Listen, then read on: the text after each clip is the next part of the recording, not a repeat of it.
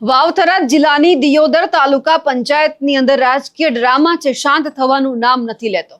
એક તરફ આપણે જોયું કે ગઈકાલે જ્યારે ચૂંટણીનો માહોલ હતો, ભારતીય જનતા પાર્ટીના જીતેલા ઉમેદવારો છે અંદરો અંદર ઝઘડ્યા, એટલા માટે આખી ચૂંટણી છે મોકૂફ રાખવામાં આવી અને એ પછી કોંગ્રેસના તમામ નેતાઓ ત્યાં ધરણા કરવા માટે પણ બેઠા।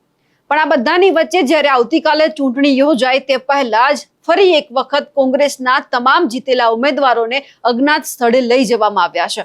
નમસ્કાર, આપ જોઈ રહ્યા છો નિર્ભય ન્યૂઝ અને હું છું આપની સાથે રિદ્ધિ। દિયોદર તાલુકા પંચાયતની અંદર જે 22 બેઠકો છે અને આજ 22 બેઠકોમાં 12 બેઠક પર કોંગ્રેસ જીત્યું છે અને 10 બેઠક છે ભારતીય જનતા પાર્ટીએ કબજે કરી છે। દિયોદર તાલુકા પંચાયત બનાવવા માટે કોંગ્રેસ છે જબરદસ્ત મથી રહી છે કે એમના જીતેલા ઉમેદવાર છે ક્યાંક ભારતીય જનતા પાર્ટીમાં ભળી ન જાય કે એમને કોઈ ખેંચીને લઈ ન જાય, તે માટે જે કોંગ્રેસના જીતેલા ઉમેદવાર છે તેમને અલગ અલગ જગ્યા ઉપર લઈને જવામાં આવી રહ્યા છે। સૌથી પહેલા તો જ્યારે આ ચૂંટણીની અંદર કોંગ્રેસના ઉમેદવારો જીત્યા હતા, તમામ જે 12 જેટલા ઉમેદવારો છે એમને રાજસ્થાન લઈ જવામાં આવ્યા હતા। આખું રિસોર્ટ પોલિટિક્સ છે તે સામે આવ્યું હતું। છેક એમને જ્યારે ગઈકાલે ચૂંટણી હતી એ સમયે સવારે એમને રાજસ્થાનથી જે દિયોદર તાલુકા પંચાયત છે ત્યાં લઈને આવવામાં આવ્યા હતા, જેથી કરીને ઇલેક્શન છે વ્યવસ્થિત થાય અને અહીંયા કોંગ્રેસની તાલુકા પંચાયત બને।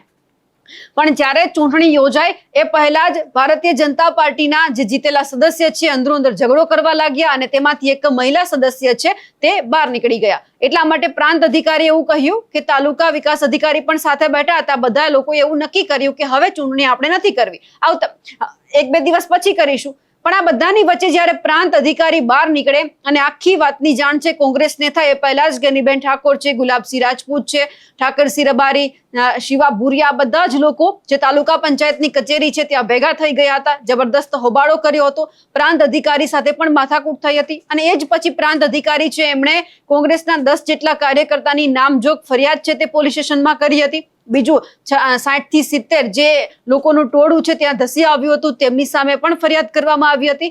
પણ હવે સવાલ એ થયો કે કોંગ્રેસને શેનો ડર છે, કારણ કે હજુ આવતીકાલે ચૂંટણી છે અને આ ચૂંટણી યોજાય એ પહેલા જ 12 જેટલા પણ ઉમેદવારો જીતેલા છે તમામને અજ્ઞાત સ્થળે લઈને જવામાં આવ્યા છે। એટલે કોંગ્રેસને ક્યાંક ડર છે, જો આમને અહીંયા પોતાના ઘરે મોકલશું તો ક્યાંક આ છે ભારતીય જનતા પાર્ટીમાં ભળી જશે, ભાજપ છે એમને લઈને જશે, એટલા માટે ક્યાંક કોંગ્રેસને પણ ડર હોય। અને આ બધી બાબતે જ્યારે પ્રાંત અધિકારીએ કોંગ્રેસના કાર્યકર્તાઓ સામે જ્યારે ફરિયાદ નોંધાવી હતી એ પછી ગેનીબેન ઠાકોર છે તે પણ મેદાનમાં આવ્યા હતા અને તેમણે પણ કહી દીધું કે આ તો ક્યાંયનો ન્યાય છે, જ્યારે ભારતીય જનતા પાર્ટીને જીતવું હોય ત્યારે ગમે તે કરી શકે છે, પ્રાંત અધિકારી પણ એમાં સામેલ થઈ જાય છે, પણ જ્યારે અમે કહી રહ્યા છીએ કે ચૂંટણી કરો તો કેમ કરવામાં નથી આવતી।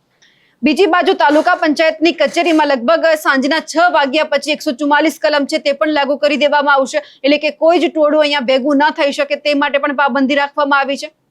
પણ હવે એ જોવાનું છે કે જો આખું આ રિસોર્ટ પોલિટિક્સ ફરી એક વખત રમાઈ રહ્યું છે, એટલે કે 12 જેટલા પણ સભ્યો છે જીતેલા તમામ અજ્ઞાત સ્થળે લઈને જવામાં આવ્યા છે, ત્યારે આવતીકાલે સવારે એમને ક્યારે લઈને આવવામાં આવે છે, ઇલેક્શન આ વખતે થાય છે કે ફરીવાર કોઈ માથાકૂટ સર્જાય છે, એમના ઉપર સૌ કોઈની નજર છે। પણ હવે જોવાનું છે કોંગ્રેસ આવતીકાલ સુધીમાં પોતાના જે 12 સભ્ય છે તેમને બચાવી શકે છે કે ફરી એકવાર કંઈક ભાજપ અહીંયા ક્યાંક માથાકૂટ કરે છે અને જેમના કારણે કોંગ્રેસની તાલુકા પંચાયત છે બનતી અટકી જાય છે। હવે જોવાનું છે કે અહીંયા રાજ કોણ કરશે, કોંગ્રેસ કે પછી ભાજપ। અમારા અહેવાલને લઈને આપનું શું માનવું છે કમેન્ટ કરીને ચોક્કસથી જણાવજો। સાથે જ અમારી નિર્ભય ન્યૂઝ ચેનલને લાઇક, શેર અને સબસ્ક્રાઇબ કરવાનું ભૂલશો નહીં। નમસ્કાર।